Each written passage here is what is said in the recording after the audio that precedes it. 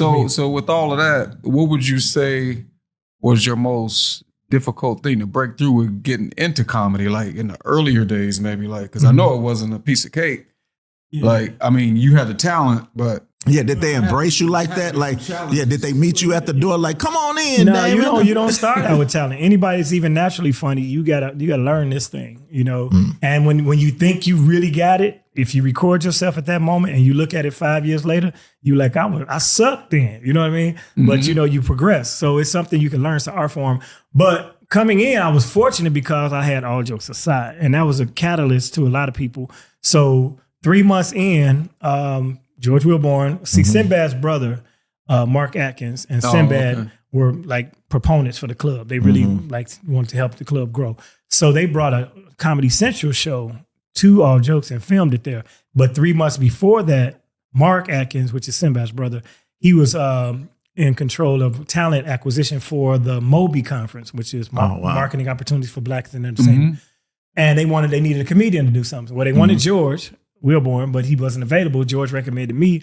So I had to go and audition for him, like just me and him sitting there. And I'm giving him all my little props and all this. So he gave me the gig. I did okay. Mm-hmm. And then 3 months later, they come into town to do this show, which was called Comic Justice on Comedy Central. And it was hosted by AJ Jamal. So it was the opposite or the antithesis to Def Jam. So Def Jam was raw and raunchy and vulgar, and you could say what you want. Mm-hmm. This was socially conscious comedy. So it was called. So it was the opposite of that. And so I got that opportunity. I'm 6 months in the game, 7-minute set, cameras rolling. 4 minutes in, drew a blank right in the middle of my joke. Wow. Right? And this is live taping. Luckily, it's taping. Right. And then the crowd's like, come on, you got this, go ahead. Now, I remembered it and I finished. So now somebody told the guys, they was like, he only been doing this 6 months. They like, 6 months? How the hell how did he get through under the radar? So I had some quick opportunities early. But then that place where I did all the open mic at All Jokes my first time, which was the next day after the piano bar story, Adele Givens was the host. Okay, and that's how I heard about it, because some guys like, the big lick chip from Def Jam, from HBO. So I'm like, I'm ear hustling. Right. I still have my Subway.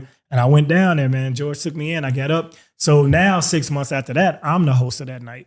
Wow. But that came about because, here's a funny story. And another piece of advice, always find out what you're getting paid. Yeah, say that to the people right there. Always, it's business show. It's not show business. Okay, right. So I used to come to All Jokes Aside. I had season tickets to the Bulls, and I used to always come from the games. Whoever's out there for the weekend, I can get in free. So I go back there and watch, or I record some on my camera, just to watch the greats and the pros. Just love the game. Every once in a while, they'll let me go up and do a 5-minute opening if I get there on time. So I get there this time. I'm ready to do the 5-minute opening, but the middle act, which is called the feature. So we have the host, the feature, and the headliner. That's comedy terms. The feature act is not there yet. Turns out he in a car accident or something happened. Wow. Nothing life-threatening, whatever. I don't even know what happened to him. Ain't got nothing to do with this story. Wow. Hope he lived. So I'm coming to just hope I get my little 5-minute spot. The owner say, no, this guy not here. I'm gonna let you go up tonight. And if you do well tonight, I'm gonna let you finish out the weekend.